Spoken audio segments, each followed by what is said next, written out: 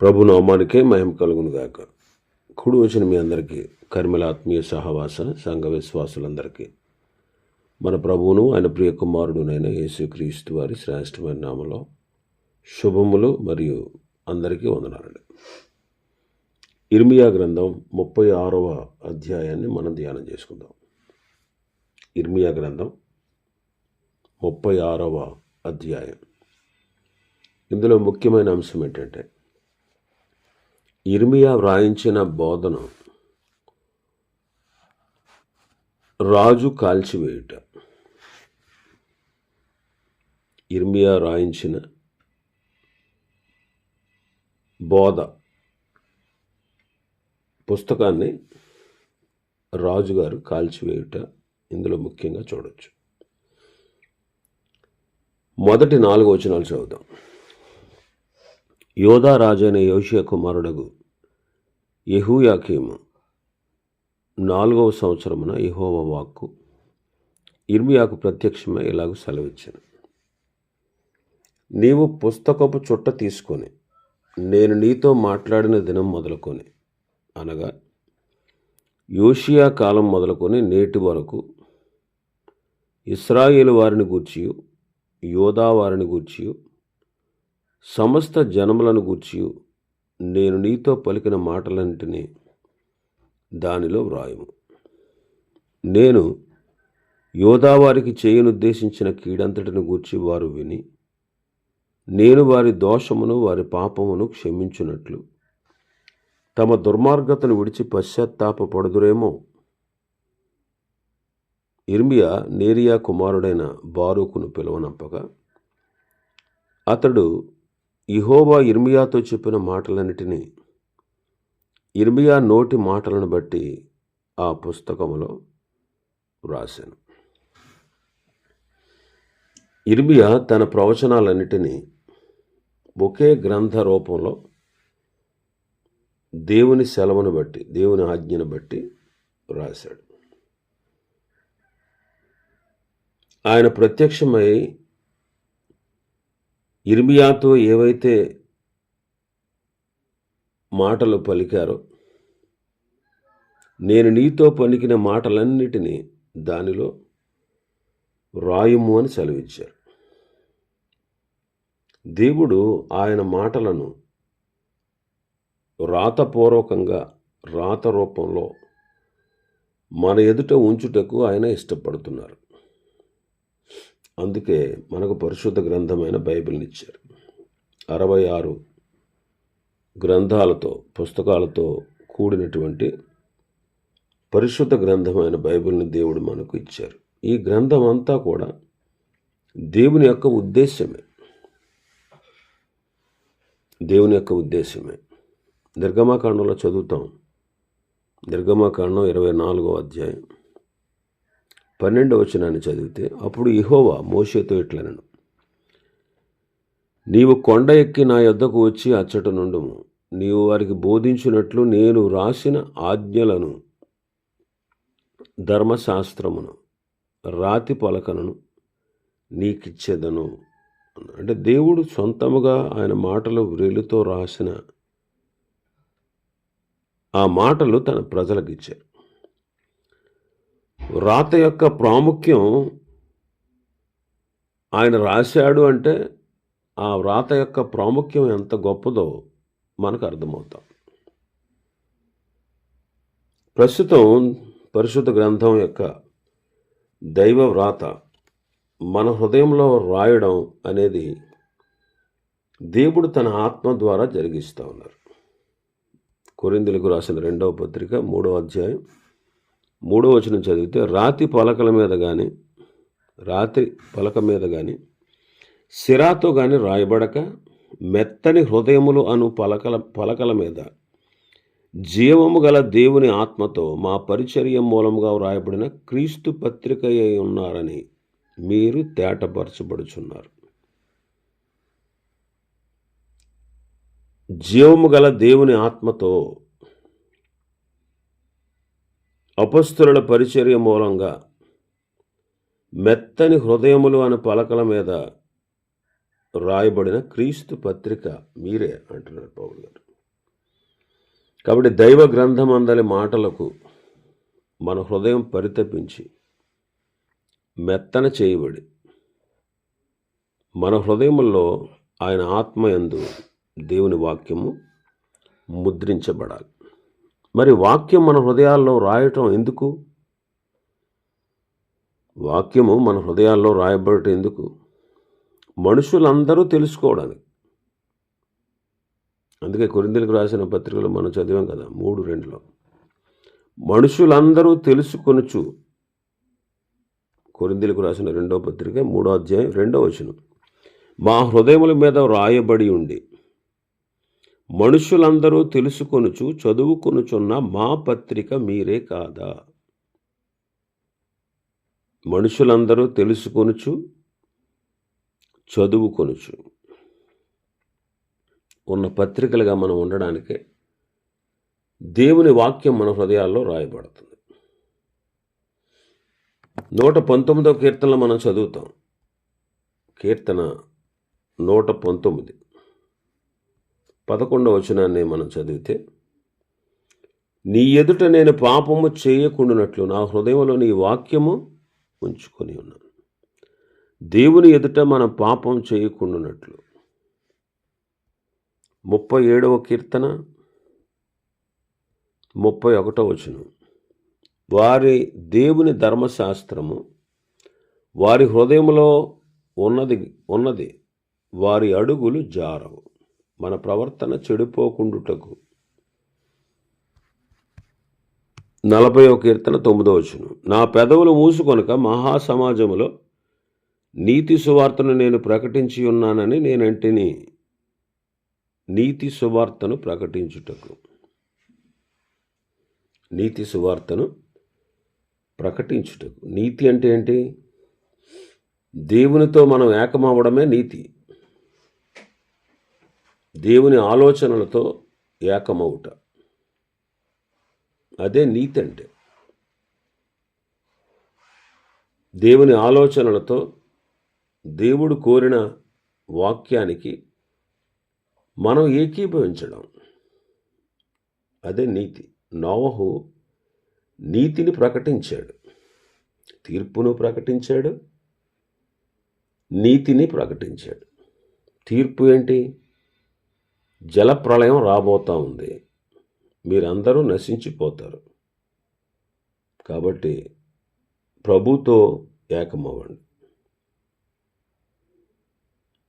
ప్రభుతో ఏకమవ్వకపోతే శిక్ష ఉంది, అది తీర్పు.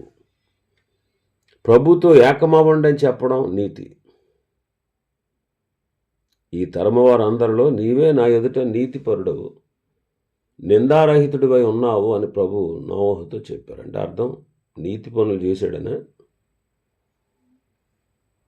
నీతిపరుడు అంటే అర్థం ఏంటంటే దేవునితో ఏకీభవించినవాడు. నేను పాపిని, ఆదామును బట్టి పతనమైన పాపిని, నీకు దూరమైన పాపిని. న్యాయంగా నేను శిక్షకు పాత్రుణ్ణి. నేను పాపిని గనుక పాపము చేస్తున్నాను. నేను పాపిని గనుక పాపమే చేస్తాను. పాపానికి న్యాయంగా మీ దగ్గర ఉన్నది శిక్ష. మీ ఎదుట నిలవడానికి, మీతో కలవడానికి నేను అర్హుణ్ణి కాదు. నిత్య శిక్షకు పాత్రుణ్ణి. పాపం వల్ల నేను మరణించాలి. పాపం వల్ల నేను నీకు దూరం అయిపోయాను. పాపం వల్ల నిత్య నరకానికి నేను పాత్రుణ్ణి. నా అంతట నేను రక్షించుకోలేను, నా అంతట నేను విడిపించుకోలేను, నా అంతట నేను పాపం లేని పరలోకానికి చేరలేను. నన్ను అంగీకరించే ఏకైక మార్గం నువ్వే. మీరు మాత్రమే నన్ను అంగీకరించగలరు. అందుకే విమోచకుడిని పంపుతాను అని పాత నిబంధన భక్తులకు చెప్పారు. కాబట్టి పాత నిబంధన భక్తులు విశ్వసించిన వారు, విమోచకుని కోసం ఎదురు చూసేవారు, వారు ఆయనకు బలి ఇచ్చారు. ఈనాడు మన కొరకు విమోచకుడైన క్రీస్తును పంపారు. మన శిక్ష ఆయన మీద తండ్రి మోపారు. ఆయన మరణం నా కొరకే, ఆయన సమాధి నా కొరకే, ఆయన పునరుత్థానుడైంది నా కొరకే. నేను విశ్వసిస్తున్నాను, నేను తండ్రి అయిన దేవుని విశ్వసిస్తున్నాను, ఆయన కుమారుణ్ణి, ఆయన పంపిన కుమారుడైన క్రీస్తుని విశ్వసిస్తున్నాను, అద్వితీయ సత్యదేవుణ్ణి నమ్ముతున్నాను, ఆయన కుమారుడైన క్రీస్తును నమ్ముతున్నాను అని దేవునితో కలవడమే నీతి అంటే. దేవునితో ఏకీభవించడమే నీతి అంటే. కాబట్టి అది ప్రకటించడానికి వాక్యాన్ని మన హృదయాల మీద ఆయన రాస్తున్నాడు.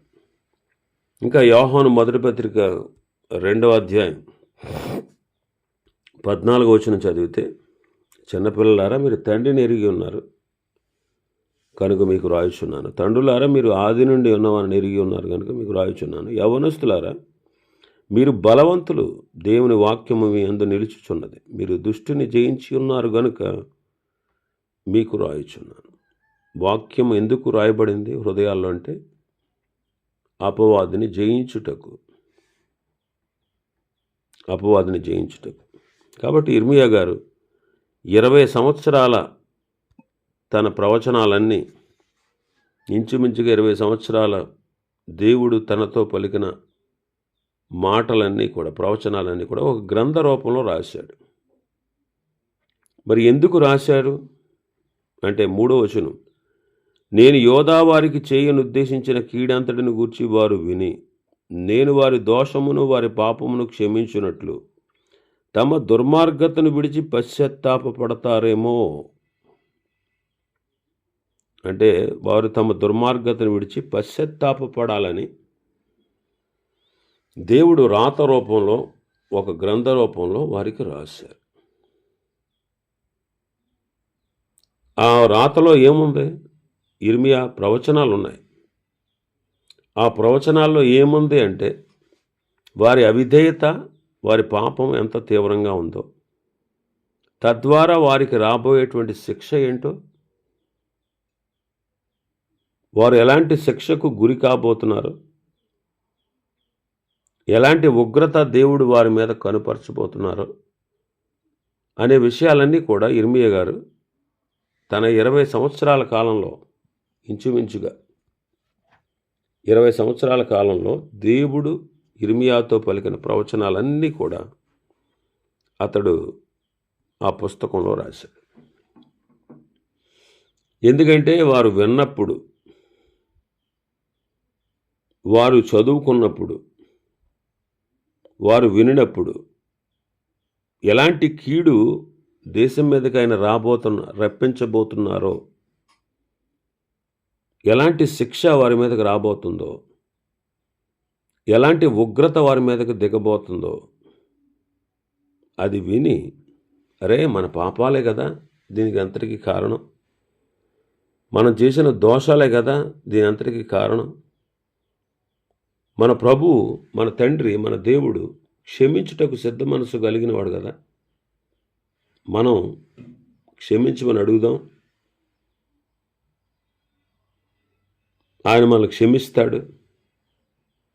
కాబట్టి మనం మన దుర్మార్గ క్రియల్ని, మన దుష్ట క్రియల్ని విడిచిపెట్టి మార్పు చెందుదాం, పశ్చాత్తాపడదాం అని వారి మనసులో అలాంటి మార్పు కలుగజేయను ఉద్దేశించే దేవుడు పరిశుద్ధ గ్రంథాన్ని, అంటే ఆ ఇర్మియా 20 సంవత్సరాల ప్రవచనాల్ని ఒక గ్రంథముగా రాయించారు.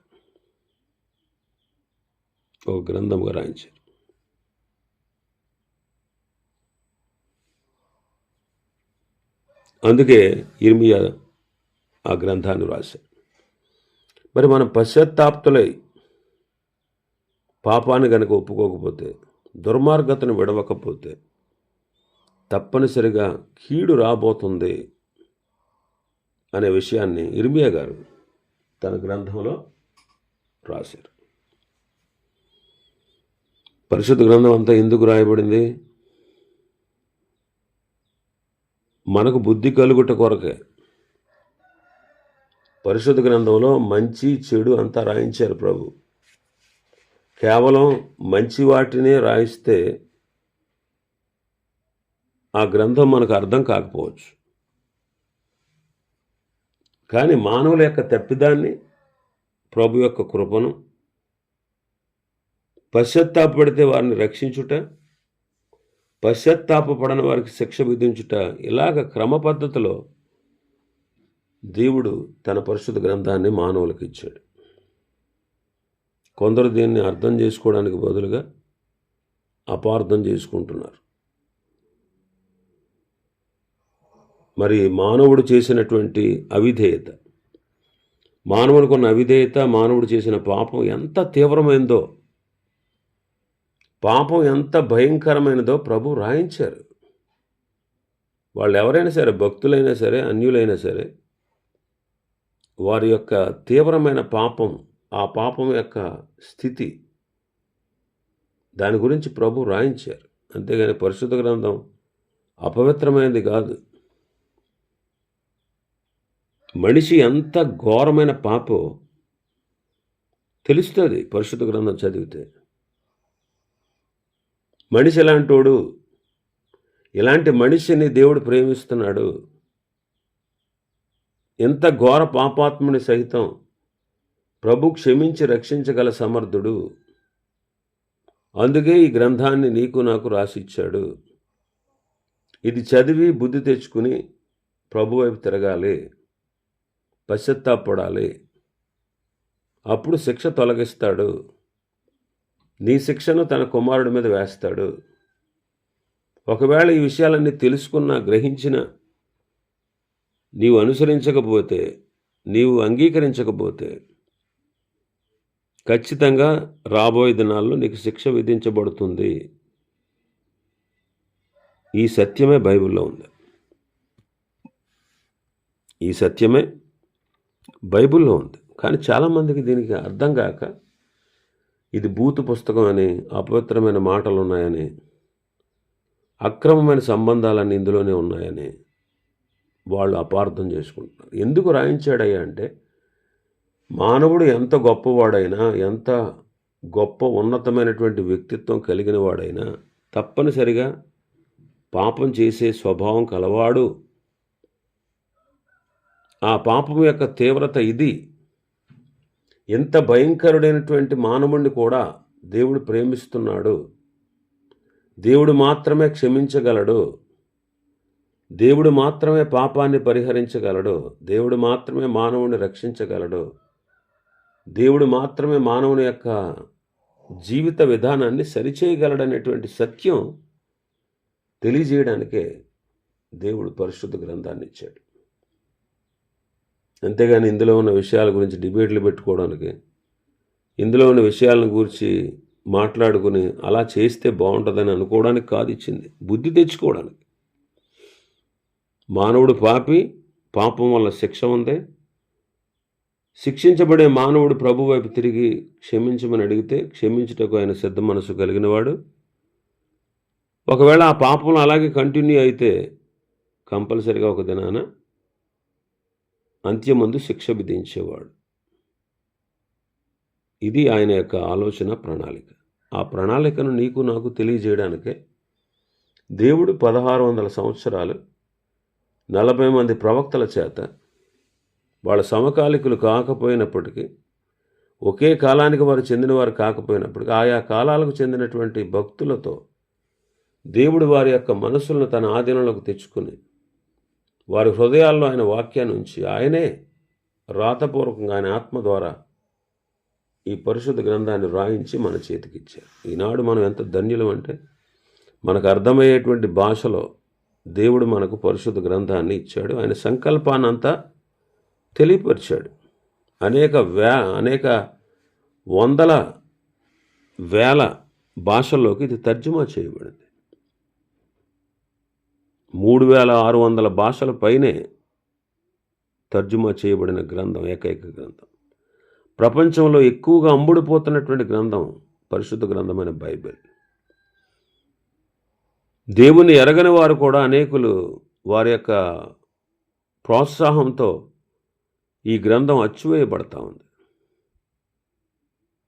చాలామంది దీన్ని నాశనం చేయాలని చూస్తున్నారు.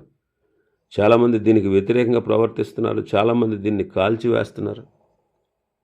అయినా సరే ఇంకా ప్రబలం అవుతూ ఉంది. ఎందుకంటే ఇది దేవుని మాట. ఇది దేవుని మాట.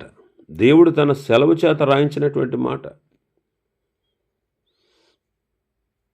కాబట్టి ఈ పరిశుద్ధ గ్రంథం ఎంతో ప్రాముఖ్యమైనది. విశ్వాసులైన మనం కూడా దాన్ని గ్రహించాలి, దాన్ని పఠించాలి, దాన్ని ధ్యానించాలి. దివారాత్రము ధ్యానించేవాడు ధన్యుడవుతాడు.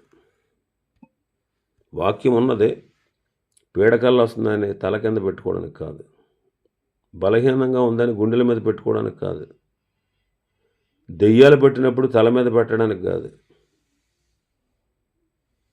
ఎందుకు ఇచ్చాడు ఈ గ్రంథాన్ని అంటే అది చదివితే అది నిన్ను చదువుతుంది. కాబట్టి వాక్యాన్ని పఠించుట అనేది విశ్వాసి కూడా ఎన్నడూ నిర్లక్ష్యం చేయకూడదు. కాబట్టి పరిశుద్ధ గ్రంథాన్ని మనం దివారాత్రులు ధ్యానించాలి. అప్పుడు మనం ధన్యులమవుతాం. దేవుడు తన సంకల్పాన్ని అంతటిని పరిశుద్ధ గ్రంథంలో రాయించి ఉంచాడు. ఇంకా చాలా విషయాలు ఈ అధ్యాయంలో ఉన్నాయి. ప్రభు చిత్తమైతే రేపు దినం మరికొన్ని విషయాలు మనం ధ్యానం చేసుకుందాం. దేవుడి వర్తమాన వాక్యాన్ని మనం వినికిడిలో ఆశీర్వదించును గాక. ఆమేన్.